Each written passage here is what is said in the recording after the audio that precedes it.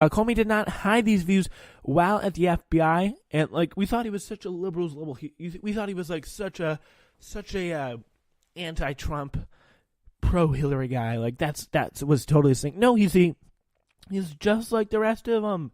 He is a complete, utter Republican. That's what he is. I'm sorry. Yeah. So he did not hide those views at the FBI, and after making a speech in Chicago in 2015 that was not received well by the civil rights community, he was summoned to the Oval Office by then President Barack Obama. Comey describes that session in his book, and he seemed to double down, telling the country's first black president the law enforcement community was upset at the way Obama had used the phrase mass incarceration. It was offensive, Comey told the president. I thought the term was both inaccurate and insulting to a lot of good people in law enforcement who care deeply about helping people trapped in dangerous neighborhoods, Comey writes. It was inaccurate in the sense that there was nothing mass about the incarceration. Every defendant was charged individually, represented individually by counsel, convicted by a court individually, sentenced individually, and reviewed on appeal individually, and incarcerated. That added up to a lot of people in jail, but there was nothing mass about it. Okay.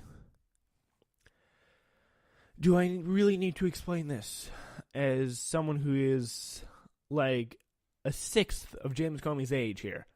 Do I really need to explain this?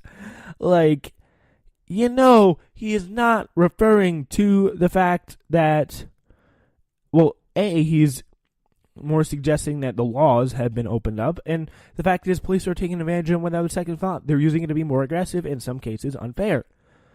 I don't think I should need to really explain this. It's just the incarceration drive that really is so disturbing. So, yeah. There is one real notable admission inside the high loyalty of the criminal justice system's imperfections, and it relates to, wait for it, former General NCI Director David Petraeus, who shared top-secret notebooks with a biographer who is also his girlfriend. But even here, Comey fails to correctly reckon with the implication of the system's failure. Ordinary mortals might have been unjustly prosecuted under the Espionage Act for leaking far less than did Petraeus, who also lied to the FBI about what he had done, yet Petraeus was the beneficiary of misty tenderness from the Justice Department.